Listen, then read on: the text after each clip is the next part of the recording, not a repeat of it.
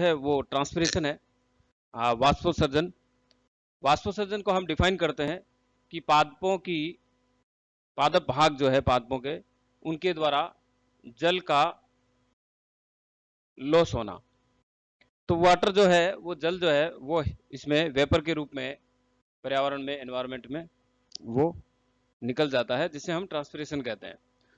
तो ये एक बायोलॉजिकल प्रोसेस है, और इस प्रोसेस में, चूंकि एक बायोलॉजिकल प्रोसेस है, और ये इवोपरेशन और ट्रांसपिरेशन जो है, इन दोनों में फर्क है ना। हम इसको आगे डिस्कस करेंगे। तो प्लांट के जो एरियल पार्ट्स हैं, उन एरियल पार्ट से वाटर का या जल का वाष्प के रूप में निकल जाना, वो हम वाष्पोत्सर्जन कहते हैं।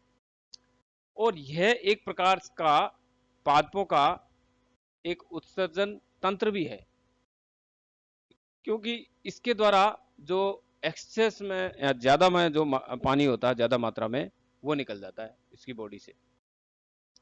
ठीक है। अब small amount of water taken up by the roots. ठीक है। अब जो जितना पानी जो है, जल जो है, वो प्लांट के द्वारा रूट से एब्जॉर्ब किया जाता है, उसमें प्लांट की ग्रोथ और उसकी मेटाबॉलिज्म के लिए परसेंटेज जो है उसका वाटर का, वो बहुत कम यूज होता है। तो हम यहाँ देख रहे हैं कि मोस्ट ऑफ द पार्ट जो है 97 से लेके 99.5% तक जो है, वो वाटर जो है वेपर के रूप में या फिर जल की बूंदों के रूप में ये ट्रांसपिरेशन या गटेशन से निकल जाता है। तो ये एक बड़ा जो है वो प्रोसेस है। यहाँ हम डायग्राम एनिमेशन से देख सकते हैं कि नीचे जो है वाटर जो है रूट्स के द्वारा यहाँ एब्जॉर्ब हो रहा है, रूट हेयर, वहां से रूट्स के होता हुआ, जाइलम के थ्रू होता हुआ ये यहाँ ऊपर यदि हम देख रहे हैं यहाँ पे, तो ये लीफ तक पहुंच रहा है। तो रूट से होता हुआ, जाइलम से होता हुआ, ये आ रहा है लीफ में, और लीफ में ये फिर सब स्टोमेटल केविटी जो है, यानी लीफ के अंदर एयर स्पेस जो होते हैं, वहां से होता हुआ ये पर्यावरण से में बाहर की तरफ एनवायरमेंट में निकल जाता है, वायुमंडल में। तो ये जो है ट्रांसपिरेशन का प्रोसेस, और इसके ऊपर हमने पहले भी चर्चा की, जिसमें बहुत सारे प्रेशर काम करते हैं। एक ट्रांसपिरेशन जो टेंशन जो होता है वो क्रिएट होता है, जिसकी वजह से वाटर ऊपर आता है। बहुत सारी थ्योरियां हैं। तो ट्रांसपिरेशन जो है एक बड़ी एक बायोलॉजिकल प्रोसेस है, और यहाँ हम डिफरेंस देख सकते हैं वाष्पोत्सर्जन और इसमें इवापोरेशन में, दोनों में फर्क क्या है। ट्रांसपिरेशन जो होता है वो एक फिजियोलॉजिकल प्रोसेस है, बायोलॉजिकल प्रोसेस है, और जबकि इवापोरेशन जो है वो एक फिजिकल प्रोसेस है। ट्रांसपिरेशन में जल की जो हानि होती है, लॉस ऑफ वाटर, वो कहां से होता है? Free surface of the cell, कोशिका की मुक्त सतह से जल की हानि होती है। लेकिन यदि हम इवापोरेशन की बात करते हैं, तो यहां पर जो जल की हानि होती है इवापोरेशन में, ये जल की सरफेस से, जो फ्री सरफेस होती है, वहां से होती है ना। नेक्स्ट, ट्रांसपिरेशन एक रेगुलेटेड प्रोसेस है, और इवोपोरेशन एक नॉन रेगुलेटेड प्रोसेस है। ट्रांसपिरेशन में गार्ड सेल या स्टोमेटा की जो गार्ड सेल्स होती है वो इन्वॉल्व होती है। इवोपोरेशन में किसी भी प्रकार की ऐसी कोई गार्ड सेल नहीं होती है। ट्रांसपिरेशन जो होता है, ये प्रोसेस कंपेरेटिवली स्लो प्रोसेस होती है, जबकि ये बहुत फास्ट प्रोसेस होती है। और यहाँ ट्रांसपिरेशन यदि जो इन्फ्लुएंस्ड होता है, जो प्रभावित होता है, वो पादप की शारीरिकी से होता है, उसकी एनाटोमी से होता है। लेकिन यहाँ पर ऐसी कोई इन्फ्लुएंस वाली बात नहीं है। अब हम देखते हैं कि ट्रांसपिरेशन रेशो क्या होता है। ठीक है। ट्रांसपिरेशन रेशो जो होता है, ये एक रिलेशनशिप है जो कि जल की हानि और कार्बन जो होते हैं वो कितने गेन किए जाते हैं, उद्ग्रहित किए जाते हैं पादप के द्वारा, उस पर डिपेंड करता है। तो यहाँ यदि हम ट्रांसपिरेशन रेशो जो देखते हैं, वो ये है कि कितने मोलिक्यूल जो है, मोलिक्यूल्स ऑफ वाटर ट्रांसपायर्ड, कितने जल के जो मोलिक्यूल है वो वाष्पोसर्जित हो गए, उसका अनुपात किसके साथ है? वो है molecules of carbon dioxide fixed. ठीक है। तो जल और कार्बन के जो अणु है, इनके बेसिस पे कि जल के अणु कितने ट्रांसक्राइब हो गए, और उसका अनुपात निकालते हैं हम कि कार्बन डाइऑक्साइड जो है वो कितनी फिक्स हुई है। ठीक है ना। तो इस संदर्भ में यदि हम C4 प्लांट्स को देखते हैं, तो ये ज्यादा एफिशिएंट होते हैं C3 अदर प्लांट की तुलना में, क्योंकि यहाँ पे यदि हम देखें इनका ट्रांसपिरेशन रेशो जो होता है बहुत हाई होता है, 500 के आसपास होता है। तो ये काफी यूजफुल होते हैं C4। अब ये जो हाई ट्रांसपिरेशन रेशो होता है ये दो बातों पर निर्भर करता है, दो फैक्टर जो है इस पे डिपेंड करते हैं। पहला जो होता है वो है concentration gradient of water loss and carbon dioxide जो इंजेक्शन होता है, जो फिक्सेशन होता है, कितने ग्रहण किए जाते हैं। ठीक है, तो कार्बन डाइऑक्साइड के मोलिक्यूल कितने ग्रहण किए गए और वाटर लॉस जो है वो कितना हुआ है मोलिक्यूल उसके, तो ये जो ग्रेडियंट होता है, तो जनरली जो है ये देखते हैं कि वाटर लॉस जो है वो 50 गुना ज्यादा जो है वो होता है जितने मोलिक्यूल कार्बन डाइऑक्साइड के ग्रहण किए जाते हैं उससे। ठीक है, तो ये डिफरेंस इसलिए आता है क्योंकि जो वायुमंडल में कार्बन डाइऑक्साइड की सांद्रता जो होती है वो कम होती है, वो 0.03 जो यहाँ यदि हम देख सकते हैं 0.03% कार्बन डाइऑक्साइड की मात्रा है, ये कम होती है, और जल जो है वाटर वेपर जो है वो हाई होता है, और वैसे भी बारिश के दिनों में और ज़्यादा हाई होती है।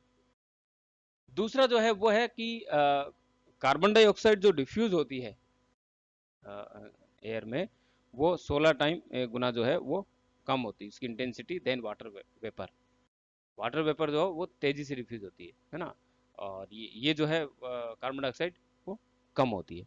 तो दो फैक्टर होते हैं, बाकी इसमें path of diffusion of carbon dioxide जो होता है वो काफ़ी लंबा होता है, और वाटर वेपर में वो सीधा वायुमंडल में चली जाती है।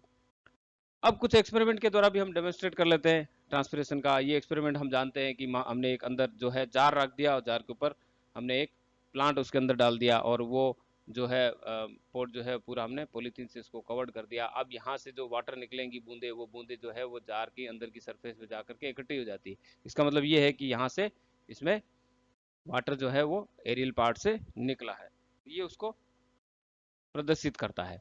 टाइप्स ऑफ ट्रांसपिरेशन, कितने प्रकार के होते हैं ट्रांसपिरेशन? तीन मुख्य प्रकार है, एक तो है स्टोमेटल या फोलियर, और दूसरा क्यूटिकुलर, और तीसरा लेंटिकुलर जो लेंटिकल्स के द्वारा होता है। पहले हम बात करते हैं स्टोमेटल एंड फोलियर ट्रांसपिरेशन की। स्टोमेटा या रंध्र जिसे हम कहते हैं, तो टोटल जो ट्रांसपिरेशन होता है उसका 80 से लेकर के 97% तक, 97% तक जो ट्रांसपिरेशन होता है वो स्टोमेटा के थ्रू होता है। और फिर स्टोमेटा जो है वो हम जानते हैं कि लीफ पर भी होते हैं, फ्रूट्स में, स्टेम में, इनमें स्टोमेटा पाए जाते हैं अलग अलग फॉर्म में। अब यहाँ हम डायग्राम से देख सकते हैं, इस डायग्राम में ये लीफ का एक टीएस है, और इसके बीच में जो स्पॉन्जी पेरेन्काइमा है उनके बीच में एयर स्पेस है, और इस एयर स्पेस में ये वाटर जो है वो कंटेंट उपस्थित होता है, और ये वाटर कंटेंट जो है स्टोमेटा के थ्रू फिर ये वायुमंडल में बाहर आ जाती है, यही ट्रांसपिरेशन है। और ऐसे ही यदि हम कॉन्सेंट्रेशन कार्बन डाइऑक्साइड की देख रहे हैं, तो बाहर यदि कॉन्सेंट्रेशन हाई होती है तो ये लो होती है, तो ये अंदर स्टोमेटा के थ्रू चली जाती है। तो ये जो है प्रोसेस जो है चलता रहता है। तो वाटर वेपर जो है वो उसका पाथवे यदि हम देखते हैं, तो यहाँ हम देख सकते हैं कि ये स्पेंजी जो पेरेन्काइमल सेल्स होती है वहां से लेके सब स्टोमेटल कैविटी से स्पेस से होते हुए ये स्टोमेटा से वायुमंडल में आ जाती है। अब दूसरा जो ट्रांसपिरेशन टाइप है वो है क्यूटिकुलर। क्यूटिकुलर का मतलब ये है कि जो जिसे हम कहते हैं कि आउटर सरफेस पर जो थिक लेयर्ड होती है उसे हम क्यूटिकल कहते हैं, और क्यूटिकल के थ्रू यदि ट्रांसपिरेशन होता है तो क्यूटिकुलर ट्रांसपिरेशन कहलाता है। तो ये एपिडर्मल सेल जो होती है उसके बाहर की तरफ लीफ में या अदर जो प्लांट होते हैं, एरियल प्लांट जो एक्सपोज प्लांट होते हैं उसके और पाई जाती है क्यूटिकल। और क्यूटिकल है क्या? एक्चुअल में क्यूटिकल जो है वो एक वैक्सी या रेजिनियस लेयर होती है क्यूटिन की। ठीक है, और फैटी सब्सटेंसेज होते हैं, और ये जो बाहर का एरिया होता है, कवरिंग एरिया होता है लीफ का या अदर प्लांट पार्ट का, वहां पर ये उपस्थित होती है। तो most of the epidermal cell के लेयर के बाहर की तरफ होती है, और इसकी थिकनेस जो होती है वो जितनी ज्यादा होगी, ठीक है, greater the thickness of the cuticle the lesser is the evaporation, evaporation उतना ही कम होगा। लेकिन क्यूटिकल क्या होता है कि ये वाटर रेपेलेंट लेयर होती है। ठीक है, तो वाटर वेपर जो होती है वो उसके प्रति परमिएबल होता है वाटर वेपर के प्रति, तो ये जो वेपर होती है वो इसके थ्रू निकलती रहती है ना। तो यहाँ पर ये हम देखते हैं कि प्लांट जो है वहां पर जिसमें नंबर ऑफ स्टोमेटा जो है वो नहीं होते हैं, तो वो इसी क्यूटिकल के थ्रू वाटर जो है वो उसका लॉस होता है। तो टोटल का यदि परसेंटेज देखें तो हम यहाँ देखते हैं 5 से 10% जो है वो वाटर वेपर जो है उसका लॉस होता है, वो इसी के थ्रू होता है लीव्स में। और नाइट में यदि हम देखते हैं तो ज़्यादा होता है, क्योंकि नाइट में क्या है, क्यूटिकल जो होती है वो एक्सपेंड हो जाती है और वो लूज हो जाती है, जिसकी वजह से ये ट्रांसपिरेशन नाइट में इसके थ्रू ज़्यादा होता है। अब है एक है लेंटिकुलर ट्रांसपिरेशन। लेंटिकुलर का मतलब लेंटिकल्स, और ये लेंटिकल्स जो होते हैं ये स्पेसिफिक पोर होते हैं, और ये ऐसे छोटे छिद्र होते हैं जो बार्क में उपस्थित होते हैं, छाल में उपस्थित होते हैं, और ऑलवेज ओपन होते हैं और छोटे होते हैं। तो ये लेंटिकल्स छोटे होते हैं और बार्क की तरफ वुड में उसमें निकले रहते हैं प्लांट के ऑर्गन में, और 15 से 20% जो है वो इसका ट्रांसपिरेशन जो इसी के थ्रू होता है। और ये ओपन रहते हैं हमेशा, तो वाटर जो है वो रेगुलर उसका लॉस होता रहता है हीट फॉर्म में, चाहे वो दिन हो या रात हो। ठीक है, तो जितने भी ड्राई कंडीशंस वाले प्लांट होते हैं उनमें ये स्टोमेटा जो होते हैं वो इसी के थ्रू, वो स्टोमेटा मेन स्टोमेटा लीफ के बंद हो जाते हैं तो इसके थ्रू ट्रांसपिरेशन चलता रहता है। फ्रूट्स में भी होते हैं, और यहाँ हम डायग्राम में देख सकते हैं लेंटिकल, एक लेंटिकल की स्ट्रक्चर, ये ओपन एरिया रहता है और यहाँ के थ्रू ये वाटर जो है उसका लॉस होता रहता है। ये दूसरा डायग्राम जिसमें हम एक लेंटिकल्स को देख सकते हैं। अब दो मेन जो है इसमें हम आगे देखते हैं हीट क्या रोल क्या होता है ट्रांसपिरेशन में। तो वाटर को यदि कन्वर्ट करना होता है वेपर में, तो उसके लिए हीट जो है वो सोर्स के रूप में चाहिए होती है। तो रेडिएंट एनर्जी जो है वो इसका सोर्स होता है और डे टाइम में, और वहाँ से ये वाटर जो होता है वाटर वेपर में कन्वर्ट होता है। ठीक है, और देन इवोपरेट हो जाता है।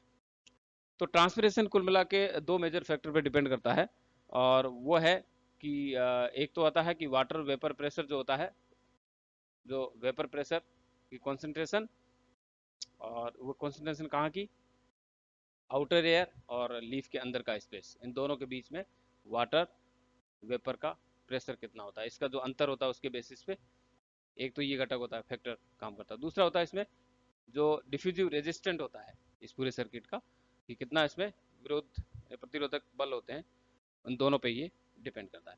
तो ये जो आज का चैप्टर था ये ट्रांसपिरेशन की बेसिक स्टडी थी, कि ट्रांसपिरेशन हम किसे कहते हैं और कितने प्रकार के होते हैं और कैसे ट्रांसपिरेशन होता है। और अगला जो पार्ट होगा इसका वो हम डिस्कस करेंगे कि मैकेनिज्म क्या है ट्रांसपिरेशन की,